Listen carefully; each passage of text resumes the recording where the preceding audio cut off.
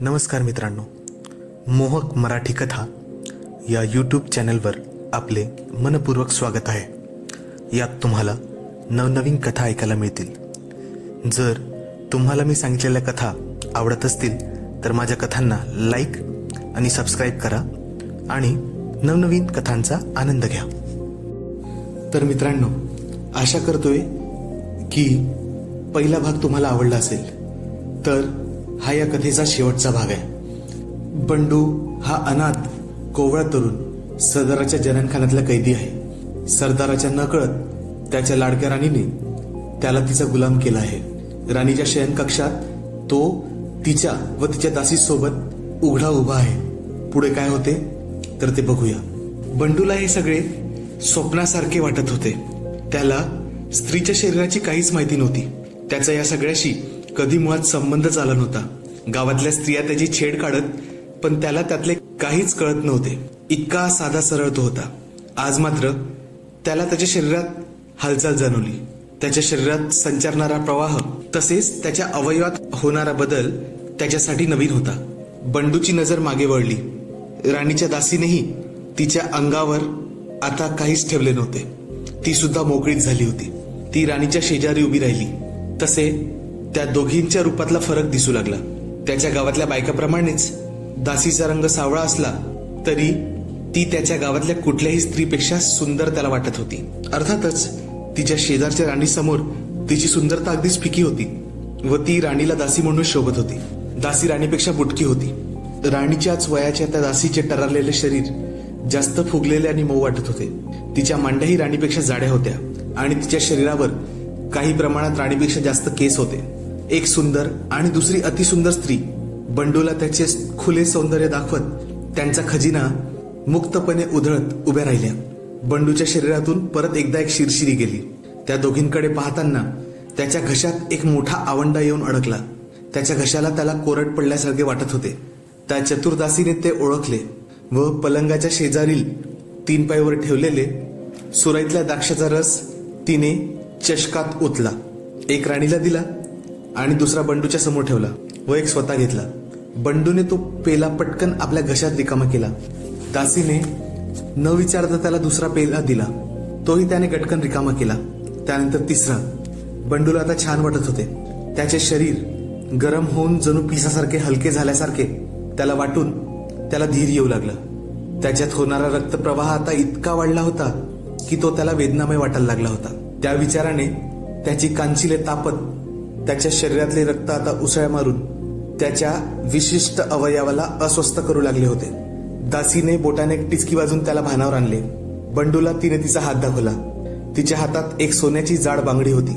हे सोन्याची आहे. हे तुला मिळाले तर ते विकून तू व तुझी आजी वर्षभर पोटभर जेवू शकाल इतके पैसे तुला मिळतील. बोल, हे पाहिजे तुला? बंडूने मान डोलावली. त्यासाठी मी काय करू? त्याने बोलायचा प्रयत्न केला पण त्याचे शब्द उमटले नाहीत. पण राणी त्याचे बोलणे ऐकून जरा हसली. तू माझे ऐकशील व सांगितल्याप्रमाणे करशील तर ही बांगडी राणीसाहेब तुला देतील. बंडूने राणीकडे पाहिले. तिने त्याच्याकडे हसून होकार देतानाच ती तिच्या भल्या मोठ्या आकाराच्या पलंगावर जाऊन पलंगाच्या पाठीला एक मोठ्या उशीला टेकून झोपली. तिचे हात तिच्या शरीरावर सरपट फिरत होते. ती स्वतःला कुरवाळून स्वतःची उत्तेजना वाढवत होती. राणीला नेमकं काय झालंय? ती अशी का करते असा विचार बंडू करत होता. दासीने परत टिचकी वाजवली. तसे कष्टाने बंडूने समोर दासीकडे मान वळवली. तिने त्याला तिच्या हातातली सोन्याची चकाकती बांगडी दाखवली. मान मादकपणे वळवून दासी त्याच्या उघड्या शरीराकडे पाहत होती. दासी कंबर मटकवत चालत राणीच्या पलंगाकडे गेली व राणीच्या उशाच्या बाजूला हात वर करून बसली. राणीच्या डोक्यावर धरलेला तिच्या हातातील चमकती बांगडी बंडूला खुणावत होती. आता आपण एक खेळ खेळायचा आहे. तुला माझ्या हातात हे बांगडी दिसते ना? ही बांगडी घेण्यासाठी तुला राणी साहेबांच्या मंड्यामधून त्यांच्या शरीरावर तुझे हात पलंगावर न ठेवता घसरत जायचे आहे व राणी साहेबांच्या ओठावर तुझे ओठ ठेवायचे आहे. तुझे ओठ राणी साहेब त्यांच्या ओठात पकडतील व तुलाही त्या हाताने पकडतील. राणी साहेब तुला पकडून वर खाली झुलवतील व खाली झुलताना तुझ्या डोक्याला माझा हात लागला तर ती बांगडी तुझी. पण लक्षात ठेव, पलंगावर तुझा हात लागला तर तू बाद. राणीसाहेबांच्या शरीरावर तुझा हात असला तर चालेल. बंडूचे डोके विचार करण्यापलीकडे गेले होते. दासी काय बोलली त्याला ते काहीच समजले नाही, जसे तुम्हालाही समजले नाही. पण सरळ सरळ दासीचा अर्थ एकच होता की बांगडीच्या बहाण्याने राणीला तृप्त करून घ्यायचे. पण हा पकडापकडीचा खेळ बंडूला खूप आवडला. मुख्य म्हणजे राणीच्या सुंदर शरीराला स्पर्श करायला मिळेल असे त्याला वाटले. त्याने राणीकडे पाहिले.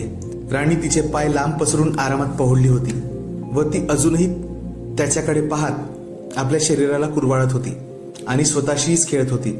तिचे त्याच्याकडे असे एकटक पाहणारे हिरवे डोळे चमकत होते.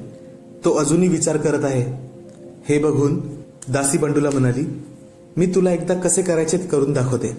राणीसाहेबांच्या अंगावरून कसे घसरायचे ते नीट पहा. राणीच्या इशाऱ्यासरशी दासीने राणीच्या कमरेखाली एक तकिया ठेवला व ती तिच्या पसरलेल्या पायांमध्ये बसली व तिच्या मांडीवरून ती तिचे शरीर घसरत नेऊन वर सरकू लागली. तिने तिचे हात राणीच्या पाठीवर एकमेकात गुंफून बांधले होते. ती वर सरकत असताना राणीने आपल्या पायाने व हाताने दासीला पकडले. दासी तिची कंबर वर खाली करून आता सरकत होती. राणी तिच्या हलणाऱ्या शरीराला आपल्या पायाने व हाताने आवळून घट्ट पकडून तिच्या तालावर ताल देत होती. दोघीही तन्मयतेने त्यांचा खेळ खेळत होत्या. तिचे ओठ राणीच्या होटांवर पोचताच राणीने सुद्धा तिला प्रतिसाद दिला. हा कधीही न बघितलेला खेळ बंडूला कळला नसला तरी तो पाहताना त्याला कसेसे होत होते. त्याच्या छातीत धडधडायला लागले होते. त्याच्या शरीरातील विशिष्ट भागात आता वेदना वाढल्या होत्या. त्या दालनात त्याला एक वेगळाच वास यायला लागला होता. अजूनपर्यंत त्याने न अनुभवलेला ताज्या माशाला येण्यासारखा वास त्याला आवडायला लागला होता. त्यामुळे त्याच्या शरीरातले रक्त आणखीच खवळले. त्याने राणीकडे पाहिले. दासी अजूनही तिच्या अंगावर स्वार होती. तिचे ओठ राणीने तिच्या ओठावर दाबले होते. राणीने तिला तिच्या मिठीत घट्ट आवळले होते. दोघींच्या तोंडून चमत्कारिक असे आवाज येत होते. त्यांच्या वर खाली होणाऱ्या हालचालींनी त्याचे डोके फिरले. त्याच्या शरीरातून उठणाऱ्या वेदना त्याला सहन होईना. शेवटी त्याने दासीचा पाय धरून तिला खेचले व राणीच्या शरीरापासून तिला वेगळे करण्याचा प्रयत्न केला. पण त्यांची मिठी खूप घट्ट होती. त्याने अस्वस्थ होऊन पलंगावर गुडघ्यावर रांगत तो राणीवर आरूढ झालेल्या दासीवर झेपावला. त्याच्या वजनाने खटका खाऊन राणीच्या तोंडून एक किंकाळी फुटली. पण तिच्या अंगावर येऊ पाहणाऱ्या बंडूकडे तिचे लक्ष जाताच तिने क्षणार्धात दासीला ढकलून आपल्यापासून दूर केले व बंडूला आपल्या बाहुपाशात घेतले. नाईलाजाने दासी दूर सरकली व राणीच्या उशाशी येऊन तिची मूठ उघडून बंडूला दाखवली. तिच्या मुठीत ते सोन्याची बांगडी चमकत होती. लाल सरबताने हलके झालेले शरीर, शरीरातले खवळलेले तरुण रक्त, उठणारा वेदना, डोळ्यासमोर चमकणारे सोने याच्या एकत्रित परिणामाने त्याने त्वेषाने राणीच्या अंगावर स्वतःला घासत वर सरकवायला सुरुवात केली. दासीने दाखवले होते तसे करत असताना तो त्याचा दाब राणीच्या शरीरावर वाढवू लागला. त्याला लगेच जाणवले की राणी त्याच्यापेक्षा उंच होती. तिचे शरीरही त्याच्यापेक्षा बरेच उबदार होते. तिच्या उघड्या मांड्या व मऊ अंगावर घसरताना त्याला वेगळीच मजा येऊ लागली.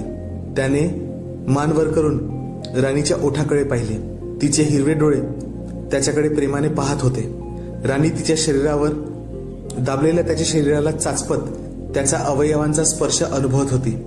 अस्वलासारख्या केसाळ सरदाराच्या शरीराची सवय असलेल्या त्या राणीला बंडूचे देखणे व अंगावर केस नसलेले शरीर कवेत घेताना फारच मजा येत होती. तिची इतके दिवस साचलेली वासना एकदम बाहेर पडायच्या बेतात होती.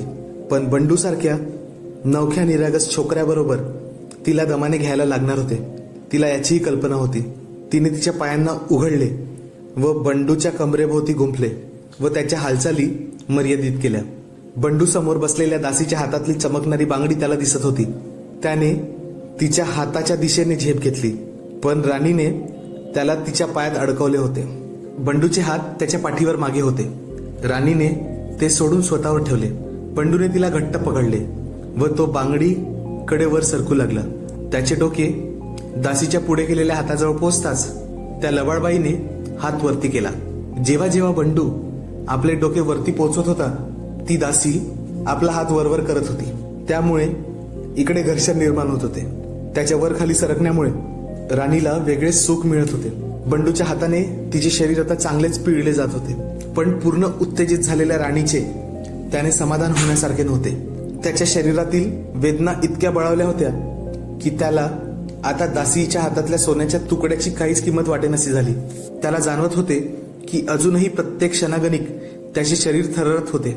त्याला वर उठता येत नव्हते, कारण राणीने तिच्या पायांनी त्याच्या कमरेला घट्ट मिठी मारली होती.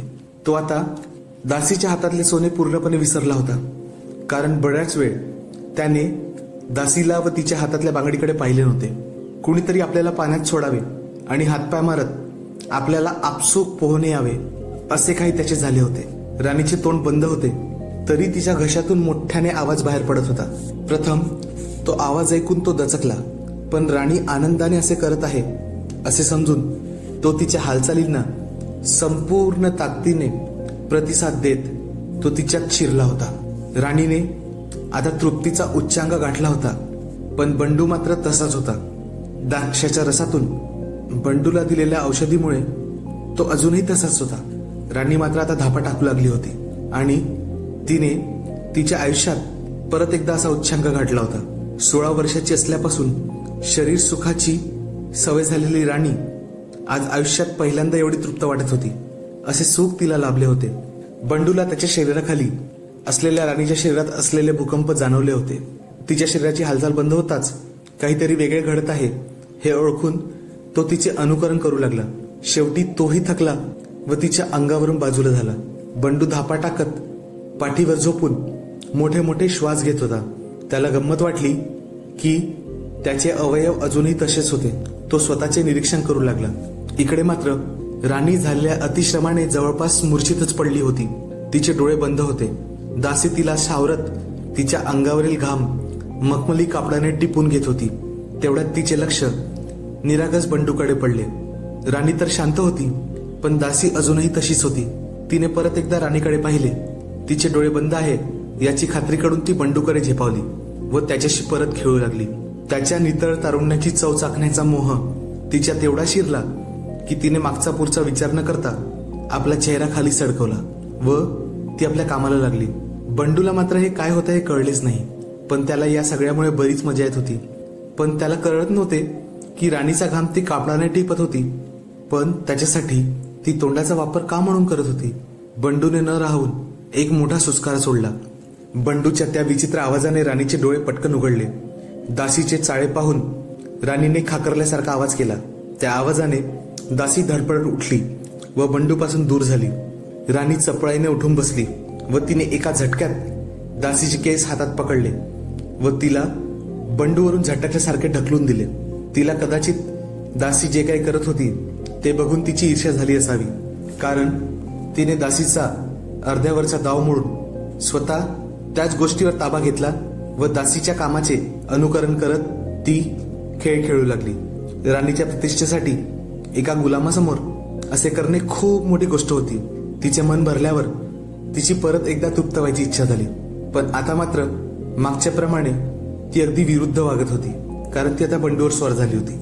तो आ वासून तिच्याकडे पाहत होता. त्याच्या वाचलेल्या तोंडाला तिने तिच्या ओठांनी बंद करून टाकले. नवशिक्या बंडूला तिच्या या खेळाची मजा यायला लागली होती. बंडूची नजर त्यांच्या खेळाला पाहत असलेल्या बाजूला बसून स्वतःचे स्वतः मर्दन करणाऱ्या दासीवर गेली. ती अतिशय आतुर झालेली स्त्री मनोमन त्या क्रीडेत येऊ इच्छित होती. हे अनुभव नसलेल्या बंडूलाही कळत होते. तिलाही स्वतःत सामील करावे अशी मनोमन इच्छा होऊन बंडू आपले हात तिच्याजवळ सरकवत होता. दासीला हे पाहून आनंद झाला. ती सुद्धा त्याच्या जवळ सरसावली, जेणेकरून तीही या खेळाची खेळाडू होईल. यामुळे त्याला सुख मिळत होते हे त्याचा चेहरा सांगत होता. दासीचेही चित्कार उमटले होते. त्या आवाजाने राणीचे डोळे उघडले. दासीचे चाळे तिने पाहिले. काय चाललंय हे समजताच रागाने बंडूचा हात तिच्या कणखर हातांनी दासीवरून तिने हिसडून काढला व त्याचे दोन्ही हात तिने स्वतःच्या ताब्यात ठेवून ती त्याला स्वतःवर वापरायला उद्युक्त करू लागली. बंडू आता दासीला सोडून राणीकडे लक्ष देत होता. निराश झालेली दासी नाईलाजाने राणीसाहेबांच्या मागच्या बाजूस येऊन राणीसाहेबांना त्यांचा आनंद द्विगुणित करण्यात मदत करू लागली. ती दासी बंडू व राणी या दोघांना त्यांच्या चरम सुखाच्या सीमेशी नेत स्वतःची आग शांत करत होती. या दुहेरी हल्ल्यामुळे राणी कमालीची थरारली आणि संपुष्टात आली होती. इकडे बंडूची वेळही नजीक आली होती. हा त्याचा पहिला प्रसंग होता आणि आता तोही शांत झाला. पण या पहिल्या खेळात तो मग्न असताना एखादा बैल हंबरावा तसा तो ओरडू लागला. राणीने तिचा हात त्याच्या तोंडात कोंबला व त्याचा आवाज बंद केला. त्याच्या सुखाच्या अतिरेकाने बंडू बेशुद्धच पडला. राणी तिचे सुख अजूनही वाढवण्याच्या प्रयत्नात थकून त्याच्यावर कोसळली. दासी मात्र स्वतःचे डोळे बंद ठेवून बंडूचे काय करायचे याचे पुढले मनोरथ रचत तिचा हात स्वतःवर चालवत राहिली. आणि पुढे व राणीच्या आडून तिने बंडूकडून मजा करून घेतली. तसेच इतर दासांनाही बंडूची साथ दिली व बंडूची मजाच होत राहिली. तर मित्रांनो, आशा करतो की तुम्हाला आजची कथा आवडली असेल. अशाच नवनवीन कथा ऐकण्यासाठी मोहक मराठी कथा या चॅनलला लाईक, शेअर आणि सबस्क्राईब करा. तसेच आपले अभिप्राय कमेंटमधून आम्हाला देत राहा. आमच्या चॅनलला सपोर्ट करण्यासाठी तुम्ही थँक्स बटन दाबून आम्हाला